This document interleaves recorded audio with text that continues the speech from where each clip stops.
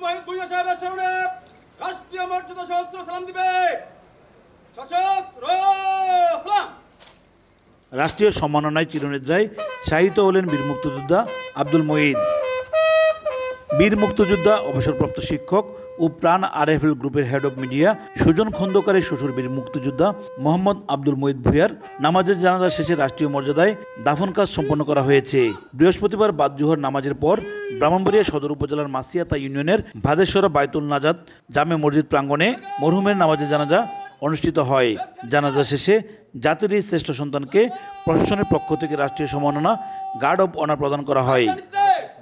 সদর উপজেলা প্রশাসনের সহকারী কমিশনার, ভূমি ও নির্বাহী ম্যাজিস্ট্রেট মুক্তা গোস্বামী সহ পুলিশের একটি চৌকস দল এই রাষ্ট্রীয় সম্মাননা প্রদান করেন।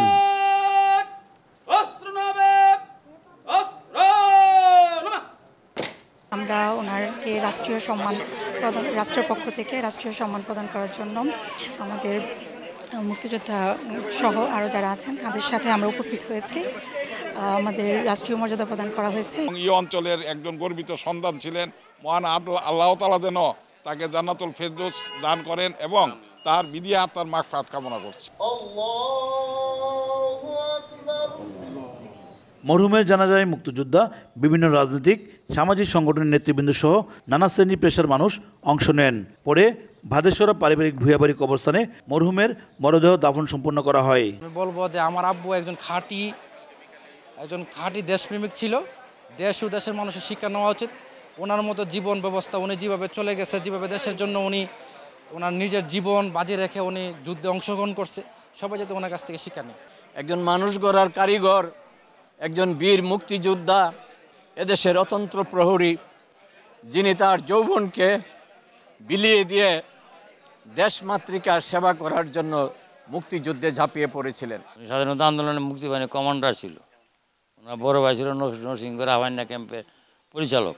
অত্যন্ত ভদ্র আদর্শবান ব্যক্তি ছিলেন, সেই হিসাবে আমরা ওনাকে চিনি। দীর্ঘদিন শিক্ষকতা জীবন কাটাই আছি আমরা একই সাথে। আজ উনি আমাদের চেয়ে চিরবিদায় নিয়ে গেছে। আমি ওনার আত্মার মাগফিরাত কামনা করছি। আপনি যদি 100 লোককে জিজ্ঞেস করেন, 100 মানুষই বলবে এরকম মানুষ সমাজে আর হয় না। প্রত্যেকটা মানুষের চরিত্রে এরকম মানুষের এরকম আদর্শ গুণাবলী থাকা উচিত। সো উনি আমাদের বীর মুক্তিযুদ্ধের আমাদের স্বাধীনতা যুদ্ধের বীর মুক্তিযোদ্ধা। ওনারা 3 ভাই মুক্তিযোদ্ধা ছিলেন। ওনার বড় 2 ভাই অলরেডি গত হয়েছেন। এর আগে বুধবার বিকেলে ব্রাহ্মণবাড়িয়া শহরের দাতিয়ারা এলাকায় নিজ বাসভবনে বার্ধক্যজনিত কারণে ইন্তেকাল করেন বীর মুক্তিযোদ্ধা আব্দুল মঈদ। মৃত্যুকালে তার বয়স হয়েছিল 80 বছর। তিনি স্ত্রী, 4 ছেলে, 1 মেয়ে সহ অসংখ্য গুণগ্রাহী রেখে গেছেন। উজ্জ্বল চক্রবর্তী, সময় সংবাদ, ব্রাহ্মণবাড়িয়া।